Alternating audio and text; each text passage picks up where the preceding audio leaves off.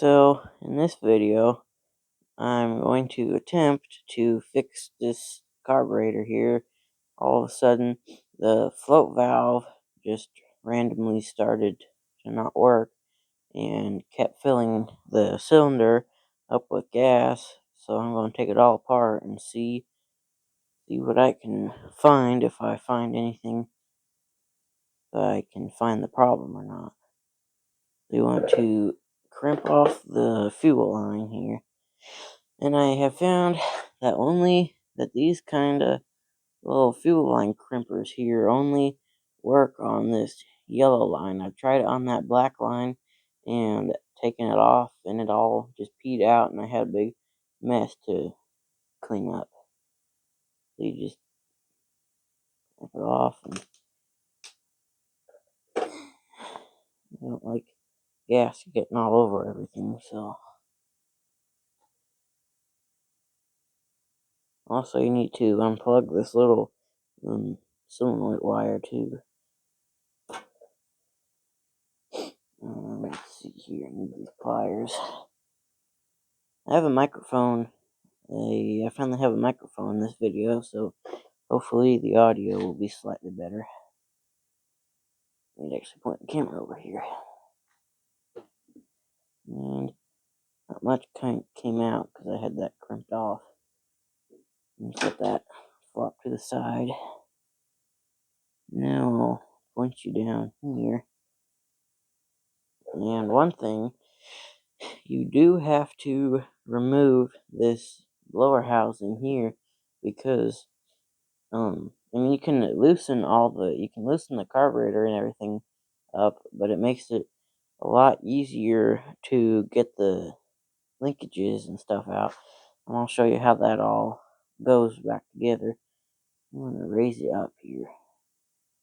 Point you there. When we first got this bolt here and the cylinder head, the little holder broke off, so that's why that's not on there. It's a 3/8 socket all the way around in the back too.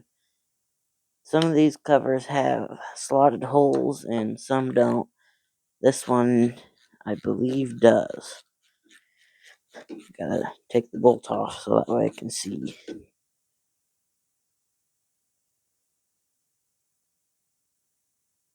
No, this one does not have a slotted cover. And then there's two on the back side. One, I don't know if you can see it. It is right there.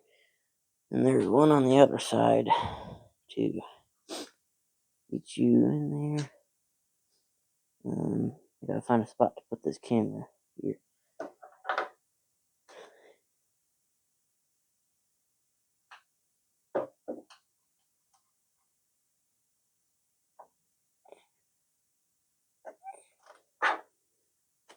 See if I can get that.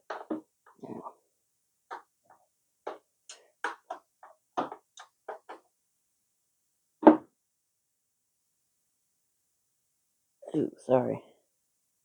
Yeah, I know. My arm's all in the way. So, there is one on the other side, but I took that one off to reference it to get another one of those bolts for somebody else's mower, and I have it around here. I just forgot to put it back on.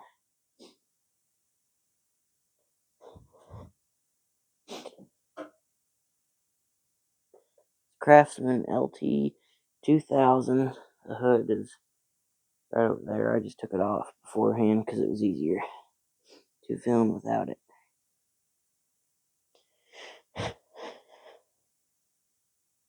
And then the cover here just slides off.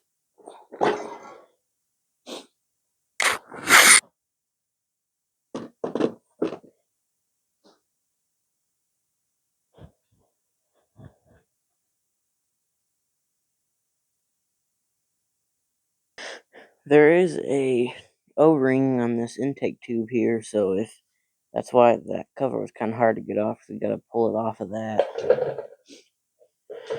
Where'd that ratchet go? I gotta go get it real quick here.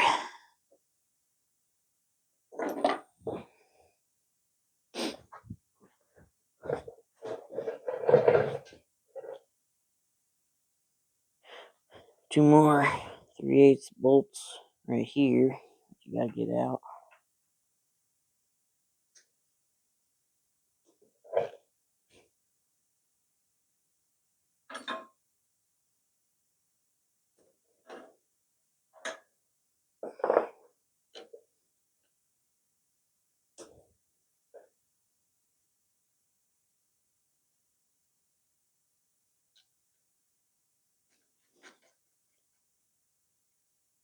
A lot of the stuff on here is 3/8 and 1/2 inch. You can take a lot apart on this thing with those two sockets. Gonna keep forgetting that I have a microphone, so if you keep hearing a little bit of air, that's me breathing into it, because I keep forgetting that I have it.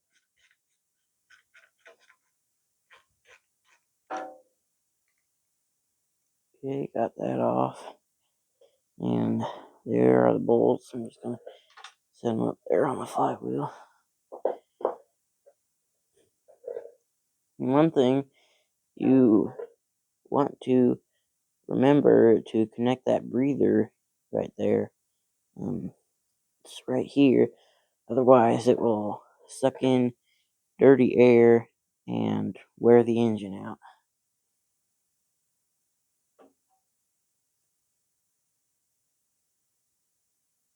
I'll show you where all these linkages go when I put it back together. This governor linkage here can be a little bit tricky sometimes to get out of there. You gotta keep fighting it until it comes out. You don't want to break it, or bend it, I mean. Okay, the spring and the rod came out. I'm going to get a little table set up real quick, so that way I can set this on there, and then I'll bring you guys back. So I got a table set up and getting ready to look in here. Now, I haven't done anything to this carburetor yet, so you're opening this with me. This here's just an old 1/2 inch wrench that I ground down with a grinder. There was some old wrenches that I found on the side of the road that were real rusty, so I just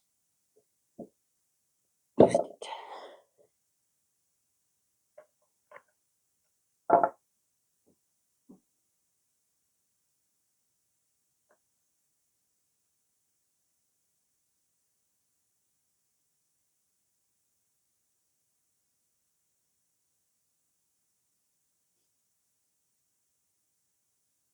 Not not dirty, which pretty not very surprising because it ran fine when it did. This thing still works. What this does is when you let off the key, or when you turn the key on, the power goes to it and it makes it pull down. And then when you shut the key off, it pushes up and blocks the fuel flow in the main jet, so that way they claim it makes it not backfire, which I don't think that's really true, but whatever. So if you flip it upside down and you blow into this fuel port here, you should hear nothing coming out of that needle valve. And then when you lift up on it, you should hear the air peeing out of there. So I'll try that real quick and see what I get.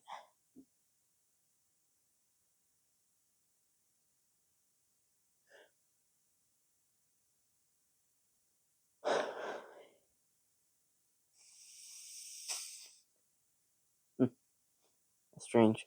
So it didn't leak when I had it upside down, but for some reason it still filled up the cylinder with gas, and you can see the flow is pretty much perfectly level.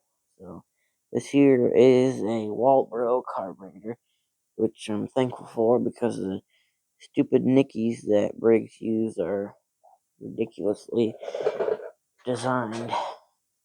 I'm going to take the float out and see what I get. From the way that these little doohickeys here are made for the float pin, you kind of can't grab onto the little pin very well, so you gotta get a little magnet in there and pull it out. And take that out and see what the needle and everything looks like.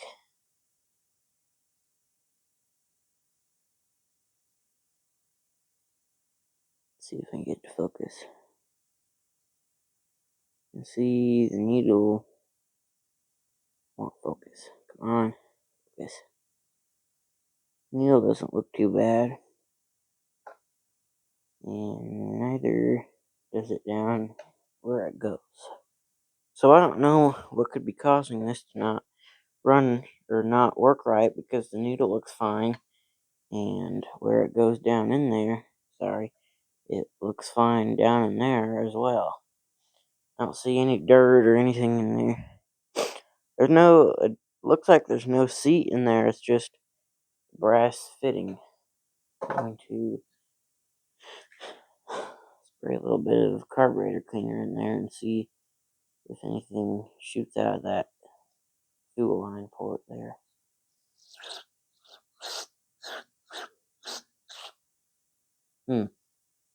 See how it's barely trickling out of here? That might not be too good.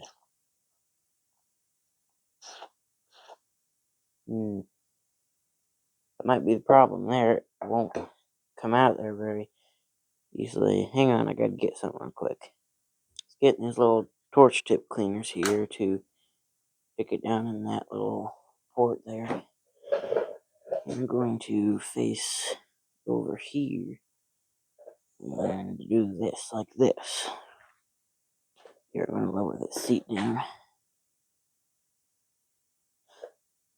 And then I'm going to get a brush here, this little brush, and stick it in here and see if anything comes out of there.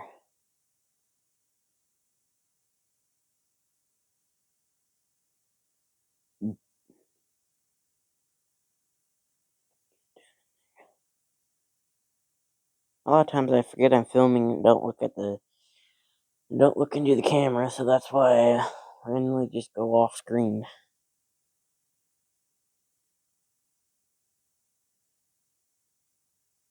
Come on, get in there. Guess that's a little bit better. See if I can. Yeah, I guess it's coming out there good enough.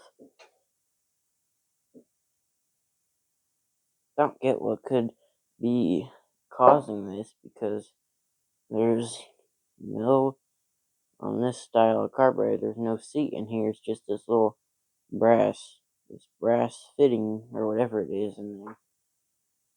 And let's see if I can get the camera to focus. But you can see the needle is perfect. There's no scratches or anything on it, or any kind of wear marks. It's going to take a second and blow through the emulsion tube, which is right in the center there. See it in there, that brass fitting in there. I just took a second to make sure that everything was clear, even though this thing ran perfectly fine. This bulb gasket here is still in good condition, so I'm not going to wait for one to come here, because we don't have any right now. It didn't leak, so I'm just going to reuse it. And to show you how the float goes in, just slide the needle here, right in there. Trying to do this while looking through a camera, so it might not be too good. Whoops. Now I gotta get that needle back on there. It's all on the floor. Probably covered in dirt now. wipe it on my pants and slide it back in there real quick. And I'll also show you how all the linkages and everything go too. And you just gotta drop that down in there, just like so. Get the little pin over here, so I can slide the little pin in, like so. And you gotta kind of jiggle it around a little bit to get it all lined up. It doesn't seem like there's very much range of motion. So, seems like I've seen a lot more on most carburetors than that.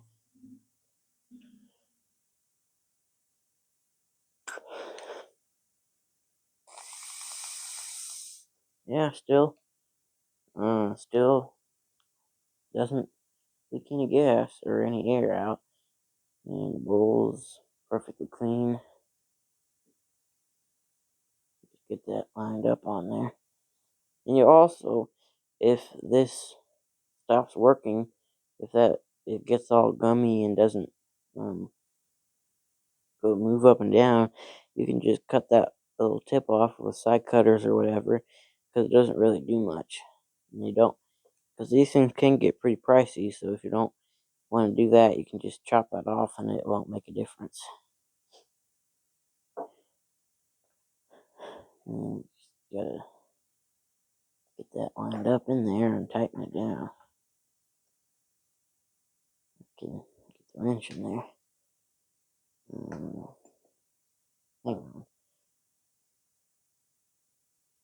Gotta get that wrench lined up in there correctly.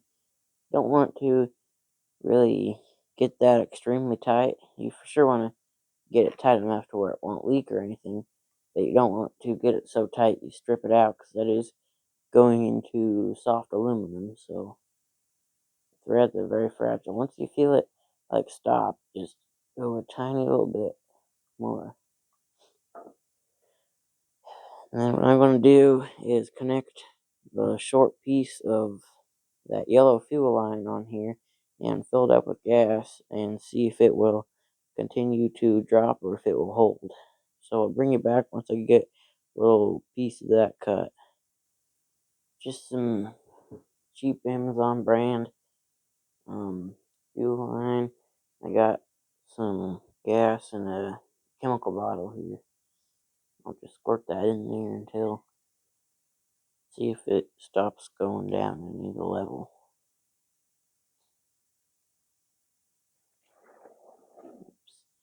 Just gonna suck all the gas out of there.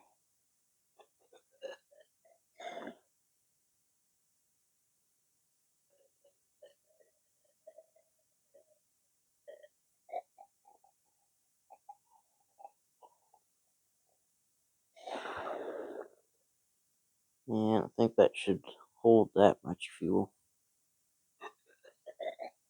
Could be wrong though.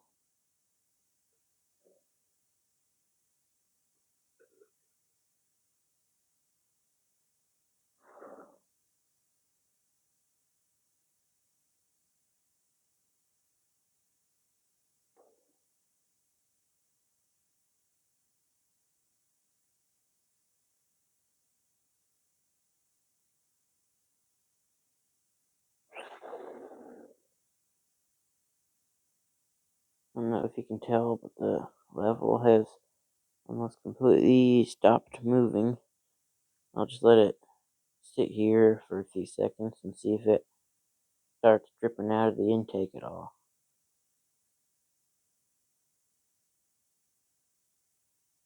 Seems to be holding decently, which is good. So this choke lever here goes, get the carburetor in there, goes in that hole on the choke flap. If I can get it in there. Well, I first got to get the governor shaft on the governor arm, or governor linkage, and that's right there. It goes onto this lever right here. got a Z-bend in it, so you gotta line that up.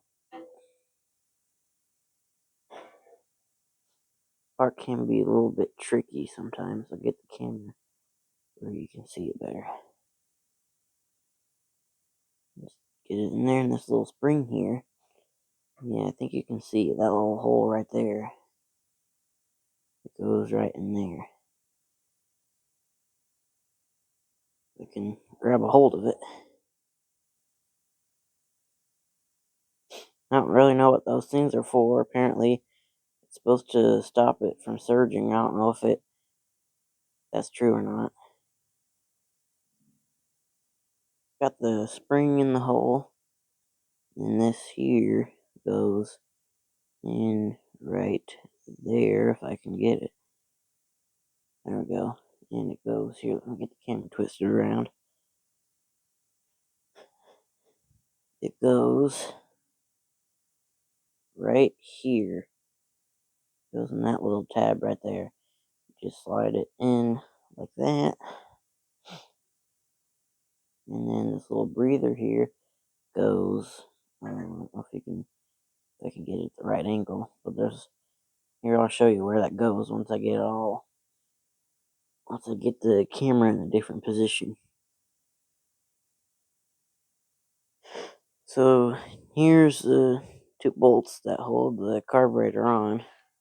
Just gotta get everything to where you can get it lined up. And it's just stuck on. There we go. I think you can see well enough. Here, I'll just turn that slightly. Get those lined up. You might notice that I don't use an impact for a lot of this little stuff. Just that I think it's completely unnecessary to use an impact. And also, I've broken a lot of little bolts like this from using an impact instead of taking an extra few seconds with a ratchet. I put that O-ring in there. I think I did, yeah. It's worth the extra time to not be lazy versus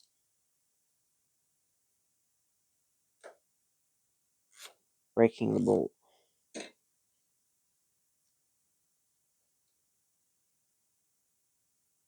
It'll actually end up costing you more time if you don't do it the right way, because then you gotta dig out the bolt, and sometimes that don't work too good.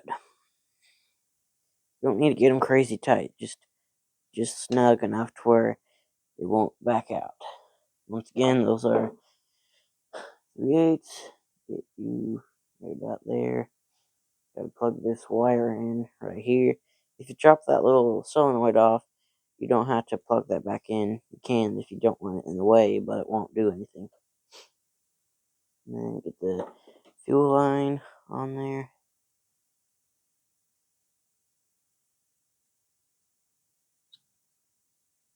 Get that off. I gotta get the pliers and get those on there. Maybe I can do that by hand. Yeah, there we go. That's enough. Let's see, that's sturdy.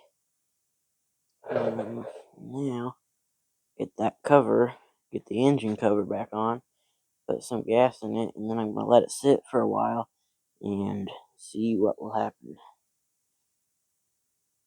I've got the cover here, and it just slides on here. You gotta get everything lined up how it should, and before you secure it all down, just get the bolts kind of started, and then spin the engine over by hand, and be sure you don't hear any kind of clanking noises or anything, just to be sure it's all lined up. So also got to get that shroud there, or that heat shield in all the way. Maybe I don't have that dipstick lined up right. Maybe it's gonna go like that.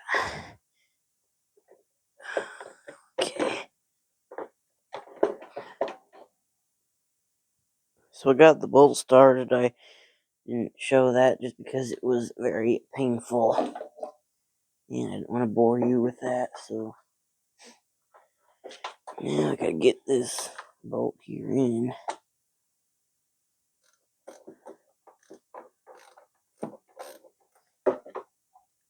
If you don't have any ratcheting wrenches and if you're always goofing around like I am, they make a world of difference.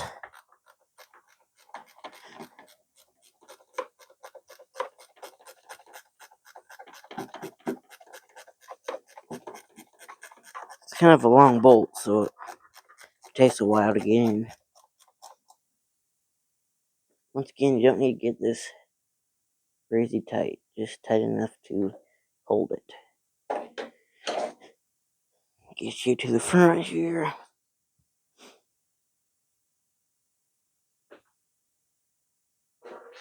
Thought I was going to do a video on that engine over there. Thought I was going to do another carburetor video, but it just randomly started to work, so won't be doing a video on that unless something else goes wrong before too long.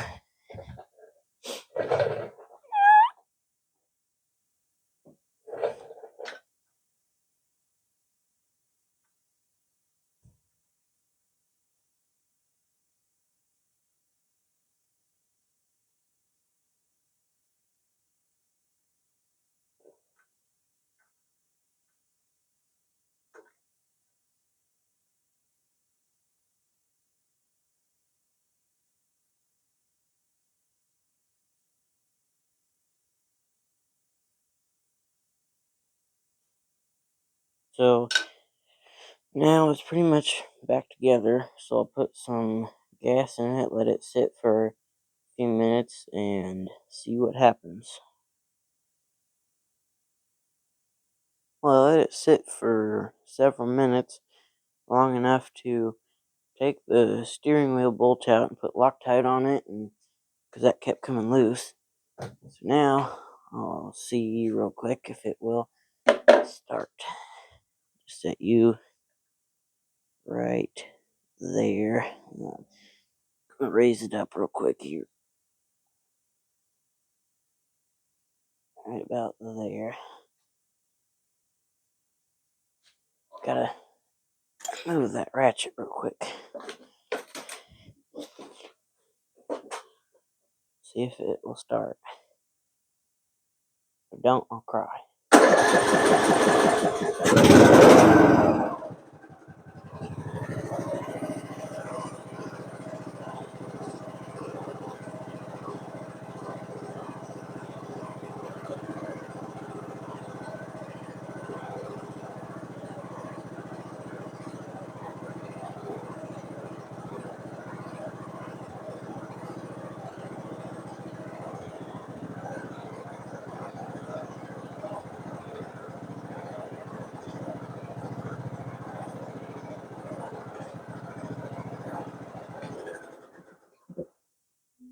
Sounds pretty good.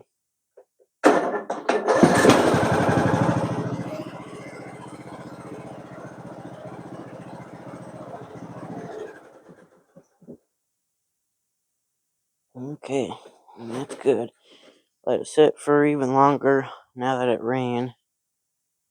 Kind of smoking a lot because it's real cold out, so I think I'm going to call that for this video. Call that quits. All I gotta do is just put the hood on it and get it back outside.